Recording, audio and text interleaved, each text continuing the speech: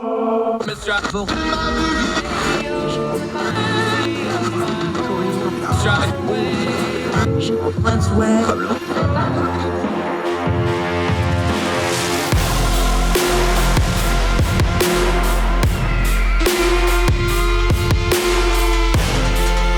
host, Andrew Donaldson. This is Heard Tell. Welcome back to Heard Tell. Okay, he's a good friend of the program. We're glad to have him back. His friends call him Gary, but on his driver's license it says Garion Frankel because it's all fancified like that. How are you, sir? Great to have you back on the program. Yeah, thanks for having me. I'm doing well. How about yourself? Oh, we're living the dream, man. This is romping in the high cotton here. You're writing at ordinary-times.com, a publication of note that here's what you did, and I like when you do this. We took an issue that's really loud, turned down the noise. You went to a historical example to try to deal with what we saw with the Speaker of the House fight and now the Rules Committee package that's gone through and all the various committee assignments. We're watching what's going on in Congress. Well, this is the 118th Congress. We've done this 118 times. Well, right around that 9th or 10th time, you went back to that as an example that maybe some of the folks in Congress now could maybe learn some. And it's a name that people kind of don't think about because his dad was more famous than he was. Yeah, absolutely. When you look at the career of John Quincy Adams, he's most famous for having a presidency that was meh at best. But what you really have is decades of dedicated public service by somebody who truly cared about his country, but maybe just wasn't particularly suited to an executive role. But when you look at his service within the cabinet as Secretary of State, when you look at his time as a diplomat traveling around Europe, and most importantly, I think, when you look at his almost 2 decades in the House of Representatives and his older age, you find quite a bit to glean, because even with, the different society, the different moral values, different policy issues, people are still people. Conservatives are still conservatives. I think there's a lot that you can learn from. Garion Frankel joining us. Okay, let's start right there, though, because the terms have changed. What a conservative now and what one back then was. They didn't really use that term, but they had things like federalist. They had things like people that were in the Constitution. They had people that were following Jefferson. They had people that followed Adams. They had people that followed different founding fathers. They had their own cults of personality, just like we do now with our political figures. There was a lot going on there. John Quincy Adams, of course, has got the added problem of he's not only got one of those names, you're John Adams' son. That's got a little bit of weight to it, I would imagine. Yeah, absolutely. He struggled with that throughout his life. Obviously, you can't diagnose someone who's been dead for almost 200 years. But a lot of scholars seem to think from his diary entries, from some of his letters, that he may have struggled with chronic depression. And for somebody who felt that they had the weight of the world on their shoulders, that must have been really hard to deal with. But much like his father, in fact, Quincy looked at all of the cults of personality that were surrounding him. He looked at the party man sort of environment and said, no, I'm going to go my own way and do what I think is right. Yeah, Garion Frankel. Before we lionize him too much, because I do think there's something to really take from his congressional career, and we'll lay that out in just a second. This was a different era, especially his congressional career, where you're talking about, the turn of the century, the 1800s, his presidency into the 1820s and 1830s. We're starting to get into the national issues that lead to the Civil War. We're talking about things like slavery, like the North is growing faster than the South, which is more agriculture, and the North is becoming industrial. A lot of the things that shaped our country for the next 100 years through the Civil War, through the Reconstruction, he lived to see that stuff. But that also meant he had some flaws, not just as a man of his time, but just, he was a human being. He had problems. So before we lionize him, there's some issues here as well we got to address. Yeah, absolutely. And one of the commenters on the Ordinary Times article did a really good job of pointing this out. He, for most of his life, and I focused much of my article talking about the slavery issue, for most of his life, Quincy made it clear that he was an abolitionist to a certain extent, but he was worried about his friendships. He was worried about his relationships. He was worried about what the political consequences of standing too harshly against slavery would be from both a personal and a broader standpoint. So this was not a stand that he always took. It was a decision that he consciously made later. But one thing I think is important is that when people do make mistakes, when people do become victims of their time and circumstance, or perhaps even their personal failings, and then turn around later in life and become what they should have been all along, there's something worth studying there. And if you dismiss somebody's actions entirely based on what they did in their youth or what the values present in that society were in particular, then there's very little that you can learn from history in general, other than just patting yourself on the back and saying how much better you are. Yeah, Garion Frankel. One thing you pointed out in the piece here, this is kind of unique in American history. He went to Congress as his retirement job. He actually called it his retirement job in his own personal writings. This is after he's been president. Look, he could have just sat there, punched the clock, not done a whole lot, got reelected probably for life and so on and so forth. The lesson you're drawing here, though, is that's not what he did, though. Exactly. And he made a point of really leading the fight against slavery for the first time in his life through his presidency. And that, keep in mind, that was decades of public service at that point. He started becoming a public servant when I think he was 13. He had mostly been in the background of that debate whenever it did come up. He made it clear in his personal communications and his private writings that he was against slavery and that he abhorred the practice, but he was not on the front lines leading the fight against it for political or social, perhaps economic reasons. It would have caused some strife with his family because his wife and her family had a background in slaveholding. But he did not choose to go quietly into his retirement. That was, if anything, when he was most active in a broader sense, because he felt empowered to finally fight for causes that he believed in.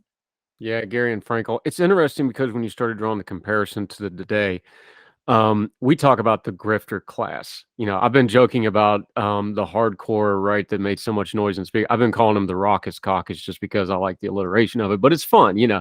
They're chaos makers. They're crazy makers. I get pushback sometime on social media about using the term grifter for certain people. I use it for people that I think deserve it, who are clearly, you know, using a business model. Here's the thing: grifters aren't new, and his 17 years in Congress, along with abolition and some of the other stuff, John Quincy Adams spent a lot of time on what we would now call grifters of his day, didn't he? He did, because he needed their votes in order to get what he wanted passed, which was a repeal of the gag rule, which prevented any discussion of slavery. He needed them on his side. So, and this is something that he really struggled with in a lot of his private writings, because he had what he considered to be a moral, virtuous purpose in mind, but he knew that he would have to play politics and convince people who were only out to increase their own power. It was just narrow self-interest. He had to get them on his side somehow, and that meant making promises that he may or may not have been able to keep. That meant having to play ball on some other issues that maybe he wasn't quite comfortable with. The legislature in general is ugly, and in order to get stuff done, you have to roll with the punches sometimes, and it hurt him some and may have caused a flare of his depression at some point. Yeah, and you touched on it in the piece in this way, is that, look, take the politics out for a second. This is basic human stuff right here. This is deep philosophy, kind of how do you live your life stuff. He talked about it. He's talking about, look, I understand the human heart, including my own, is deceitful and wicked, but we have this virtuous goal, but we have to go through politics to achieve those goals. This is a universal principle that whether it's, 1823 or 2023, this is the same stuff we're still struggling with. Absolutely. And one thing that I think is important at looking at these types of universal principles, especially as they apply to people in the past who considered themselves to live by those principles, is that most, if not everybody, is going to fail at least some point. Maybe there's no chance for us to ever be perfect at it at all. There's been considerable debate about that concept in philosophy for thousands of years. But whether or not it's possible to be perfect in a virtuous sense, there's some pretty strong agreement that it's worth pursuing. And even if you fail and you struggle as you're pursuing it, that doesn't make the pursuit any less worthwhile. So I think it's equally worthwhile to look at people who made an honest effort in that pursuit, even if they didn't live up to even their own expectations, much less so of modern society, which has very different values in some instances.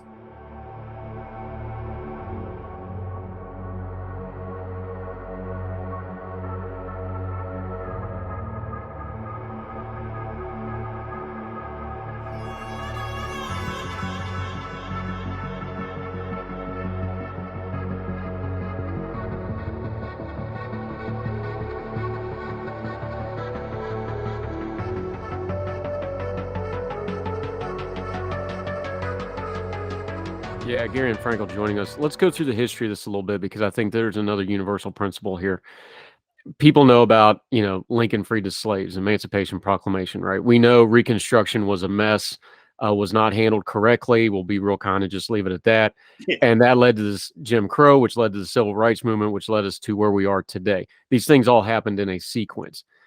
The sequence before the Civil War that we don't talk about as much, and before you get to the Civil War, and before you get to Dred Scott, and before you get to even something like Amistad, which is known because of the movie and such, before all of that, there was a fight over this gag rule.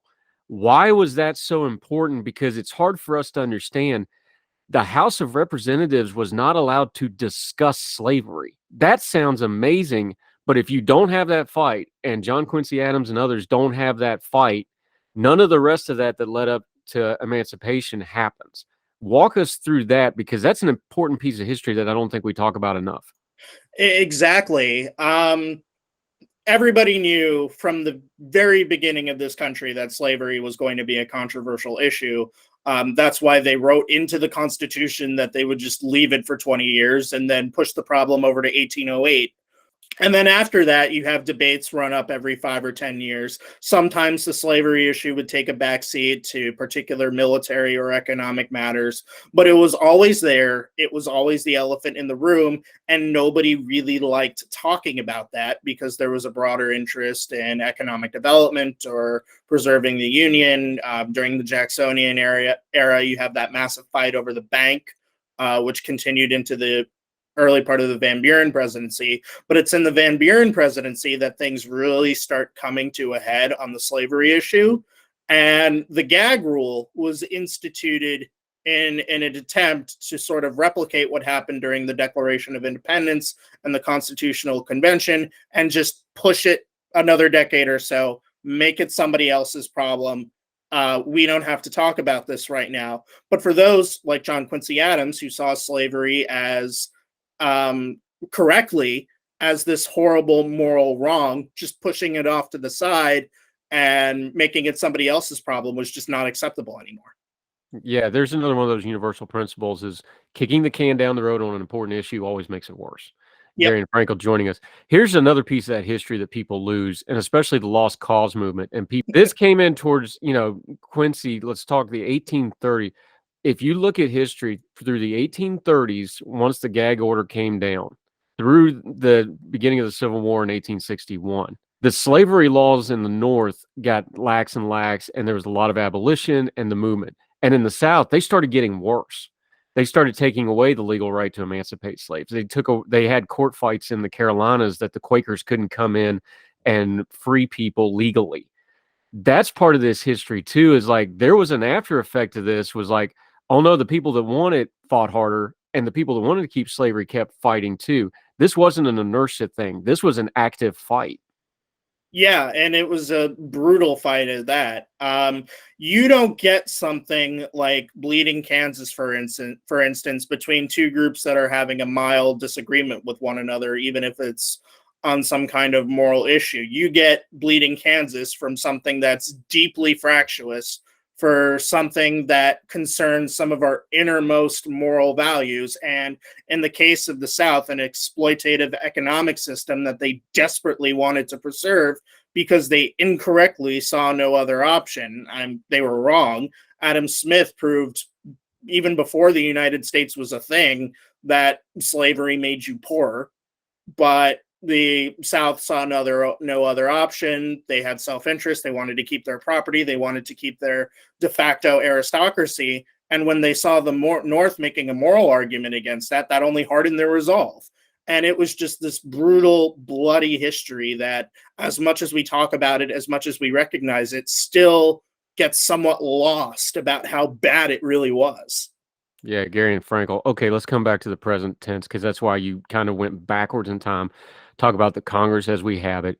I think we're both realists. We understand this is going to be a contentious Congress. We have a split House and split Senate between two parties. We have a presidential election. I think there's going to be a lot of fighting, a lot of gridlock, and a lot of things not getting done. So I don't think they're going to learn the lessons. But if they wanted to learn the lessons, what would the lessons be here? The lessons would be that if even just a few people act purely on principle, that they, to a certain extent, are going to get something that they want or something that they think is right. One example I used in the comments of Ordinary Times, look at Chip Roy. Chip Roy, people either love him or hate him. But regardless of what you think about Chip Roy does what Chip Roy thinks is best, because Chip Roy has certain moral values that he thinks that Congress and people in general should be pushing towards.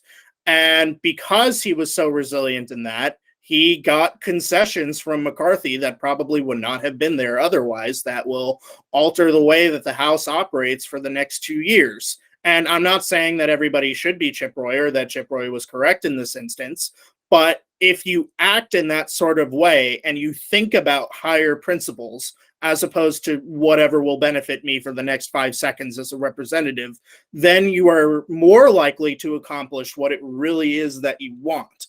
And I think a lot of what I like to call the grifter consortium has forgotten about that, because they're only thinking about the next 10 minutes. They're only thinking what'll get them that Fox News hit or that lucrative fundraising deal tomorrow, but they're not thinking about what's going to happen a year, 2 years, 5 years, 10 years down the line. And that harms not only the country, it obviously harms the country, but it harms them too. It ironically ends up being destructive for their self-interest. Yeah, Garion Frankel, we've been beating up on our GOP friends a little bit. Let's talk about our Democratic friends for a second. Look, they looked good by just sitting there and being quiet and letting all this chaos go on, right? So they got an easy layup here. What lesson are they learning as they watch this contention? Because look, they're going to have a good look at getting the House back, especially if this is chaotic for a couple of years. What lesson are they learning as they're sitting here? Do you think they should take away from all this? The lesson that they're learning, and I think this is a lesson from Van Buren, who I've also written quite a bit about, as opposed to John Quincy Adams, but I think that they're learning that party unity is important above all else, and that you can have your debates, you can have your internal squabbles, but they need to be behind closed doors. And once you get to that public-facing area, wherever it is, if it's on TV, if it's within the House, if it's on C-SPAN, whatever, that they have to represent a united, cohesive front, because otherwise they look just as bad as the Republicans do right now. Yeah, and Nancy Pelosi did a really good job of that in her 2 terms. We'll see how Hakeem Jeffries does helming the ship over there. Garion Frankel, always love having historical perspective on modern events, giving us a little bit of, not a guide, but some guardrails on how to approach this stuff going forward. Let folks know where they can follow you, keep up with you, what you got going on. You're another one of our great Young Voices contributors. You do a lot of writing on history and education and things like that. Let folks know and they keep up with you until we get you on Heard Tell again, my friend. Absolutely. I'm most active on Twitter at FrankelGarion. Yep. Garion Frankel, his friends call him Gary. We just call him a good friend. Thanks, buddy. We'll talk again soon. Thanks for having me, Andrew. Yes, sir.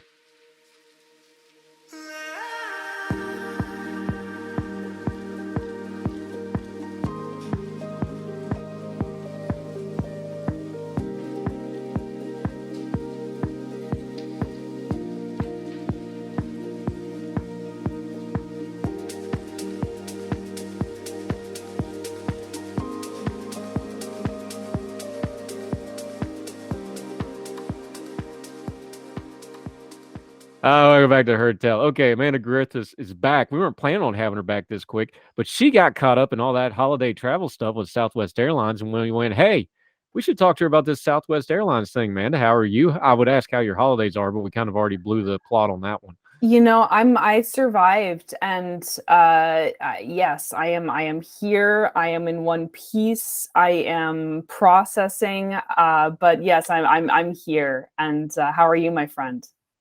Doing well, hanging in there the best. Okay, we got to do some disclosures here. I started my professional career out in air transportation, so I actually have a background in this stuff. I semi know what I'm talking about on it.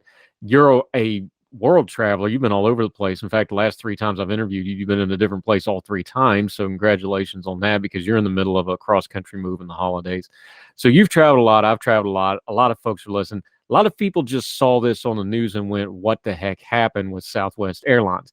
Now, I know some of this because there was some known issues, but start with your experience with it, because you are in amongst and caught up in this mess that everybody else was seeing on TV. Mm-hmm. Yeah, so I, over the past 2 years, discovered how wonderful Southwest is, and I remain a Southwest stan. If you do not fly Southwest, you are lying to yourself about what you're getting when you pay for air travel. Southwest is usually the least expensive airline. They were sane during all of the crazy masking stuff. They have, again, their service with their flight attendants is fantastic. And yeah, no, they don't give you the perks of having a TV in front of you, like a little screen in front of you, but you got your own screen in front of you. You got your phone, you got your tablet, you got your computer. So I don't see the big deal. Airfare is very, very, very cheap. You pay a couple extra dollars. You get the priority seating. I have the specific rows that I love. It's all great. And you get the 2 free check bags. So I stand for Southwest always. So I was going to fly basically back to California. I am moving now to Madison, Wisconsin. Right now I'm in DC, just briefly with visiting my parents. I was going to fly from Florida, visiting my sister, to LA on Southwest, finalize my move, and vacate my apartment, vacate date being 3 days after this flight. Everything was all set. Everything was booked for the move. And so I had 3 days. And when I've had very few issues with Southwest up until this point, the worst thing that happened was they lost my bag. And at one point, and it took 20 minutes for my bag to get there on the next flight.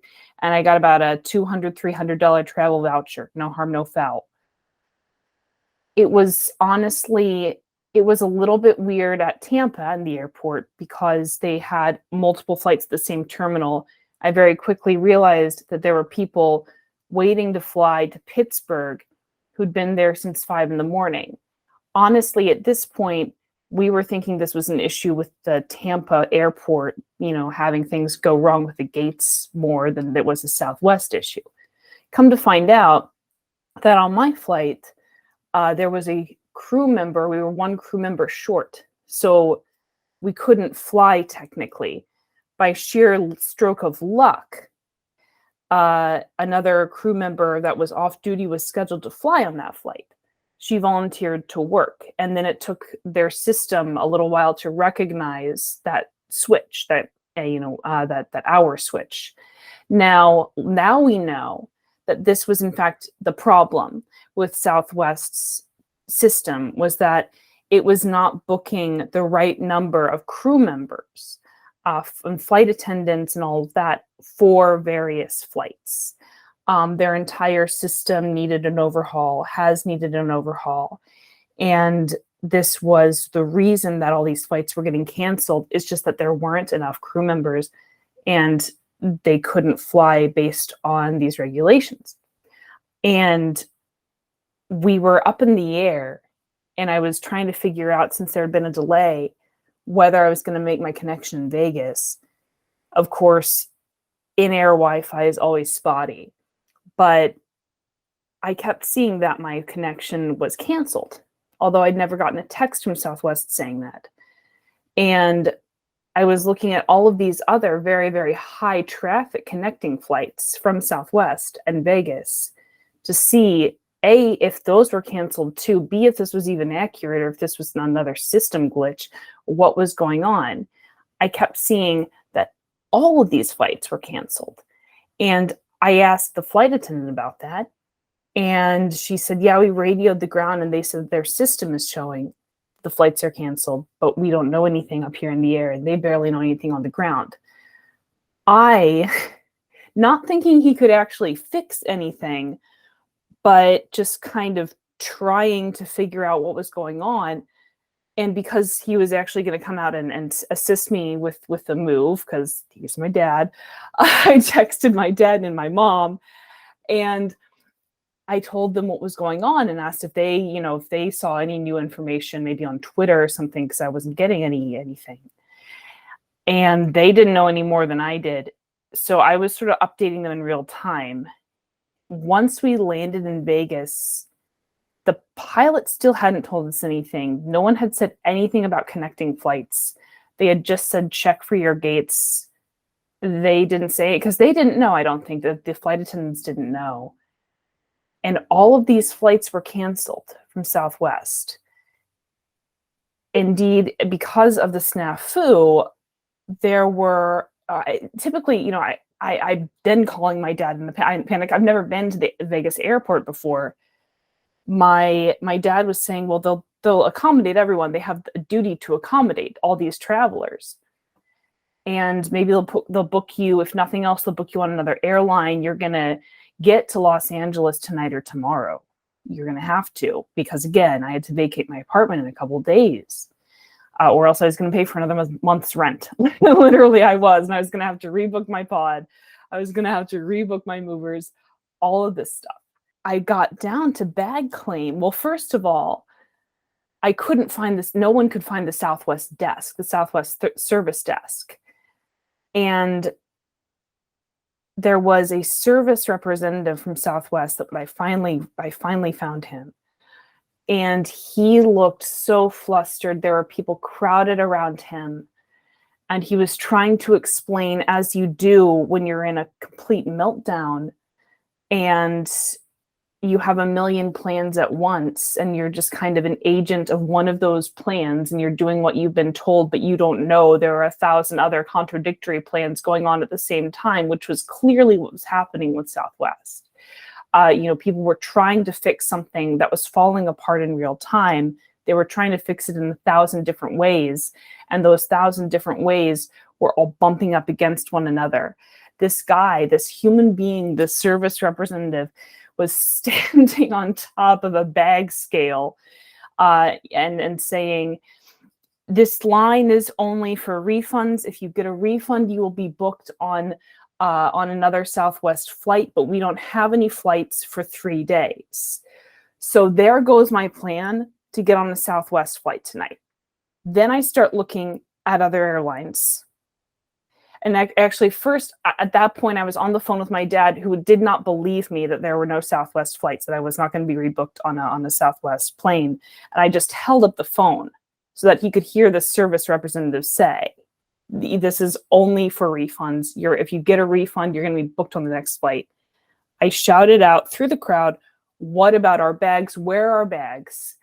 And he then directed us to bag claim, saying that if we had landed here, our bags would come in on bags on the various, bag carousels. Well, Vegas bag claim is across the street from the main terminal. So I walked out freezing cold with limited codage, since I'd flown in from Florida, and found no bags of mine. Instead, they had about 10,000 bags that they were dropping from all their grounded flights that had been due to route through Vegas. And they dropped a later Southwest to Long Beach flight, but not mine. So I was without a bag. For whatever reason, there was a Southwest Southwest manager who took pity on me and devoted a team or some members of his team to finding my bag specifically, which they could not do. So I gave them the description, I gave them the numbers, I gave them my name, For hours and hours, we were searching for these bags, couldn't find them. He tells me, I'm not sure they ever got loaded on in Tampa. There were no flights going out of Vegas. There was no flight to anywhere near Los Angeles on any class, on any airline for 3 days at that point. And the cheapest option was a $2,500 cab ride that involved a $1,500 down payment that I made in the cab yard with an awesome cabbie. I learned that not all cabbies are union fans and not all cabbies belong to unions. But the best that I got was that one Southwest manager named Eddie, who, again, tried to get his team to find my bags. God bless him. And a kind of maternal Southwest employee who, at the end of the night, when I was explaining my situation, that I couldn't get a hotel, I couldn't book another flight, I couldn't wait 2 to 3 days, I had to be out of my apartment and move across the country. I had been stoic up until that point, and then she looked at me and said, "Oh, honey," and gave me a big mom hug, and that's when the waterworks came. But I got the cab, and I got back to LA, and I'm working on getting back my sleep now. But every day has felt like a year since then. And I still believe in Southwest. So I booked my returning flight to DC on Southwest, and I had a great experience. So I'm happy to talk about how Southwest redeemed itself as well.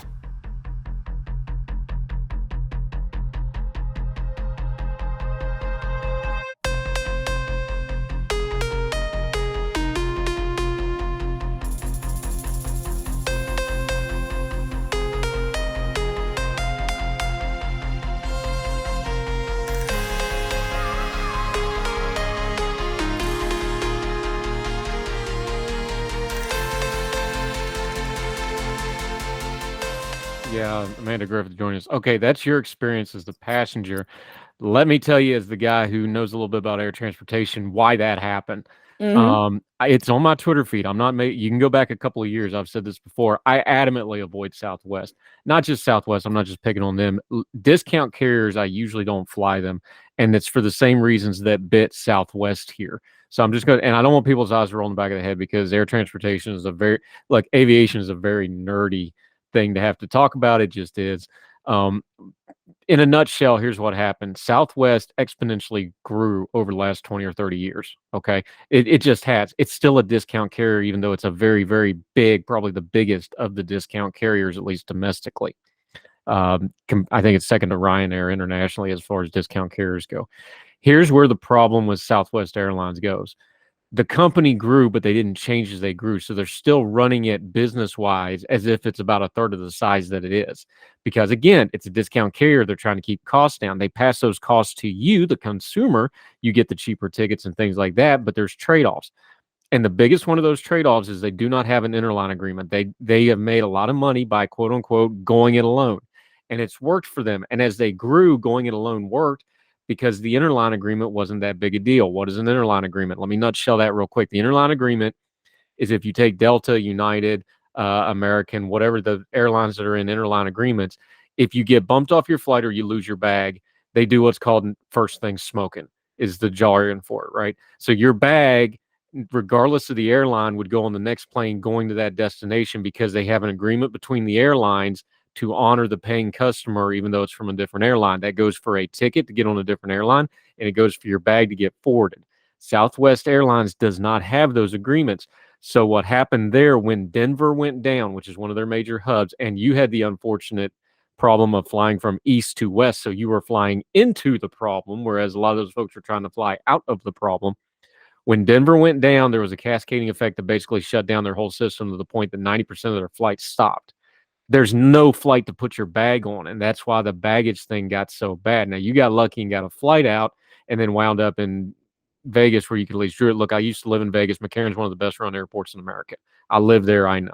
I've done that drive to LA a couple of times, so I know that one too. I've been a But that's passenger in that drive, but I was not sober. And so someone was Yeah. suggesting that I rent a car, and I was thinking last time I did that, I was an undergrad. I was on at least one substance that I can remember, and that's all I can remember. Yeah, I mean, it's a good, I went to Compton and picked up my vehicle when I moved to Vegas because I was moving from Europe. I mean, that going from Vegas to Compton, that's a haul. So I've done that. And then I went to Long Beach and did the tourist stuff while I was down there. I took my cousin and stuff. So I'm with you. I've done that literal drive specifically.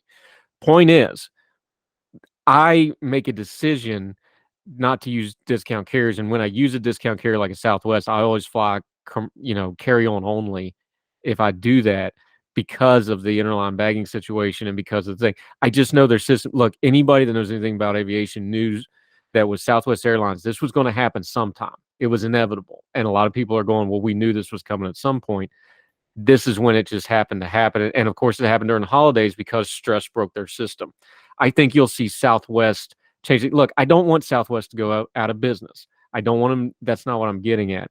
I just, as a consumer, made a decision that flies. I just, as a consumer, made a decision that I'm not going to do that because I knew that their system wasn't, sustainable, and my time is precious to me. I pay extra money to get where I'm going on time when I say I'm going to need to be there, right? That's me. But you're saying, and I think Southwest is going to change a lot of things. They're even talking about doing interline agreements now. That's how drastic. They took a huge hit here. They took a major PR hit. Remember, they put that heart symbol on their logo for years for a reason. They're supposed to be the airline that cares about you, right? That veneer's gone now, so they're going to have to change. So here you go. After all that buildup, we talked about the problem. I told you what happened. You experienced it. Go ahead and give me your apology for Southwest Airlines. My apology for Southwest Airlines is exactly that. They redeemed themselves. And I think that, first of all, this was so public. This debacle was so public. Look, it's not going to be because Pete Buttigieg is writing them to fix themselves and to make sure that they're held accountable and all of that.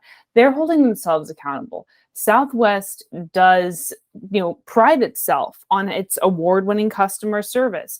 That fell through in epic fashion as, again, it tends to, and we have those moments, right? There was it sounds so dumb, but it was the moment where I looked and I saw that customer service representative standing on top of the bag scale, trying to explain that people weren't going to get they weren't going to get a flight out of Vegas. And I saw a person. And I don't personify airlines. However, what I saw was someone who was incredibly stressed and someone who was in a similar situation as I felt like I was in for the past month of trying to juggle all of these things and not knowing what the next shoe that was going to drop was, but knowing that it would. Southwest has already made some changes. And I got on a flight. I was able to change my flight for free.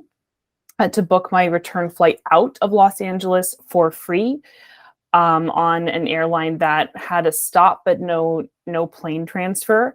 I swapped horror stories, with the flight attendants and the crew about our mutual hell week that we just endured, and they were incredible people. They're working on reimbursing people for really just about anything. I think Southwest has already made efforts to redeem itself. The fact that they did recover so quickly, and yes, every airline still has cancellations, but their cancellations went back down very quickly, even after this meltdown. I think because it's been so public, because they are a private business, even if they are a carrier, they are more able to make those changes. And there's already talk about them doing that interline agreement with Spirit. I know that for a fact. So I'm going to wait and see and be cautiously optimistic, but Southwest has done a great job and has done much better than any of the other major carriers could or would have in this kind of situation you mentioned, precisely because they're still so small, relatively speaking. And because those major carriers are major carriers, can get away with a lot more. I've never had a problem with Southwest that Southwest has not ultimately been able to fix, and has been able to fix very, very quickly. I got my bags back. I got my bags back in a couple of days, which is incredible considering the volume of this crisis for them. And again, I gave them a second chance. So things get put into perspective, I think, a lot, especially when you're dealing with your own dumpster fires. And I certainly was, but I've seen Southwest rally, and they rallied quickly. So again, it's kind of a touch and go, watch and wait. But I still recommend that people fly Southwest, especially now, because A, I think that a lot of people are going to be hesitant, so you might get some more open seats. And B, Southwest is freaked out. This is a great time to take advantage of the fact that an airline is going to be making changes and be extra nice to you, because they're really freaked out. It's like the boyfriend or the girlfriend who knows they just messed up epically and is going to be really cool to you for at least a little bit, and sort of lets you have your own moment. So go fly Southwest. Maybe, yeah, take your advice, Andrew, and fly carry-on only. But I still stand, and I still believe in Southwest, and I have reason to.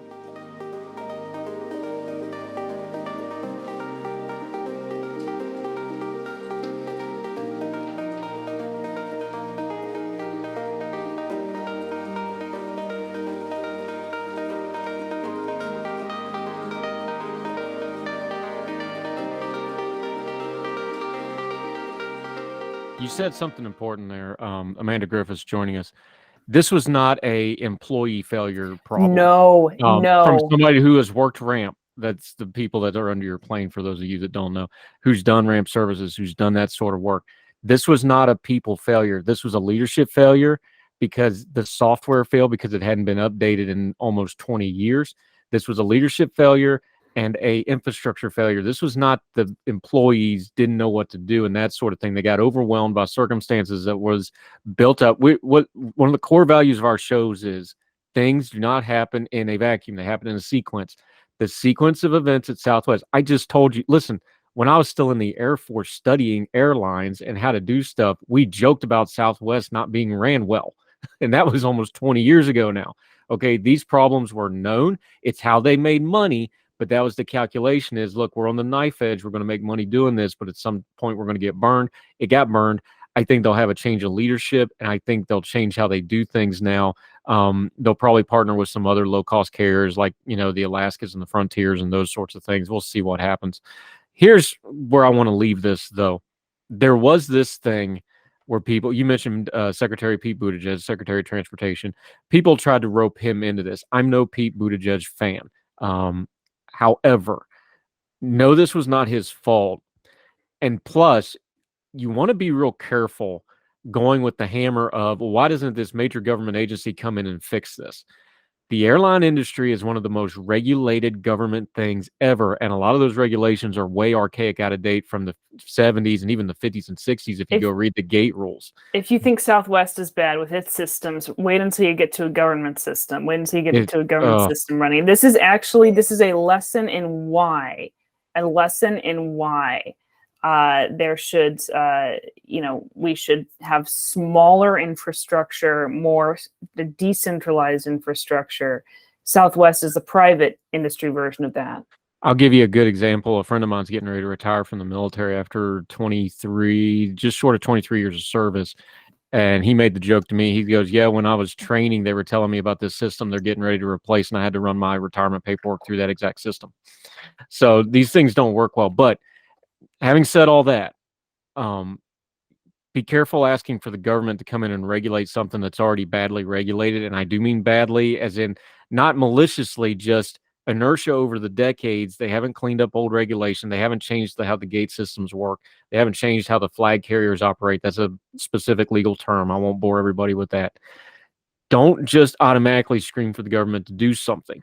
The market's going to fix this one, because Southwest, if they're going to survive as a company, is going to have to make this up, like you said.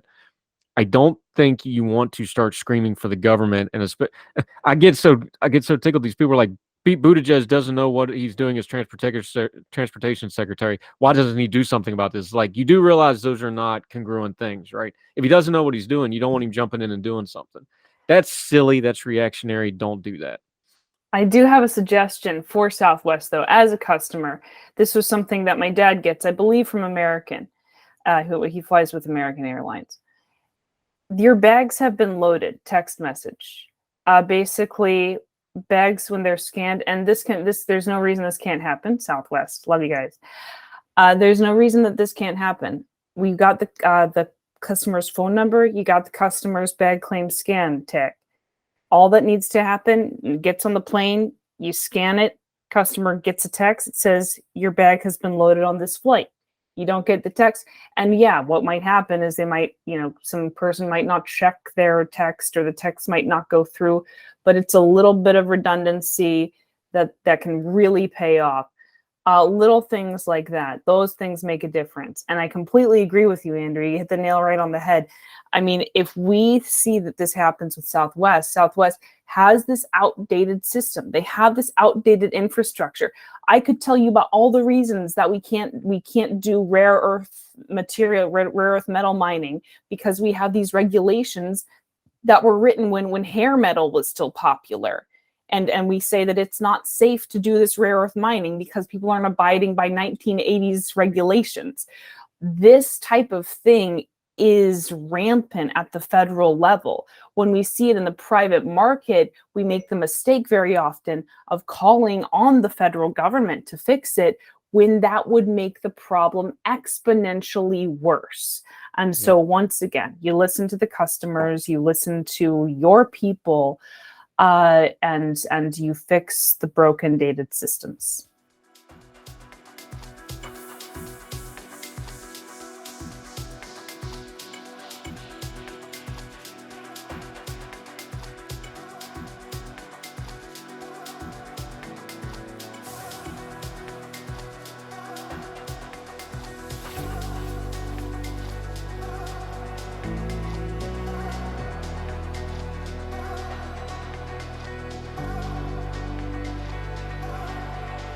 Yeah, Amanda Griffith joining us. I agree with you on that. I would love to continue to talk aviation, but you need to get a nap after your trials and travails.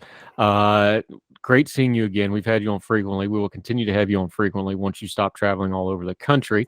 So in the meantime, while you're matriculating your way to Madison via every other town in America, first, let folks know where they can keep up with you and follow you until we get you back on Heard Tell again, my very, very tired, well-traveled friend. Slowly getting back to normal.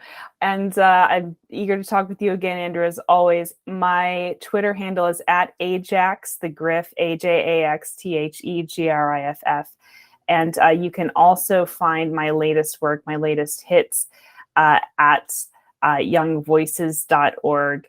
And I'm on their advocate page. I'm currently a new contributor, which means I'm a writer and a speaker and a commentator with Young Voices. And you can find all my latest work there at youngvoices.com on my page. Yep, you do great work. We always enjoy the conversations. Going to do some more long forms with you in 2023, Lord willing, and the creek don't rise. We'll talk to you soon, Amanda Griffiths. Thank you, ma'am. Thank you so much, Andrew. You have a wonderful one. You too. All the music on Heard Tell is provided under a Creative Content license from monstercat.com.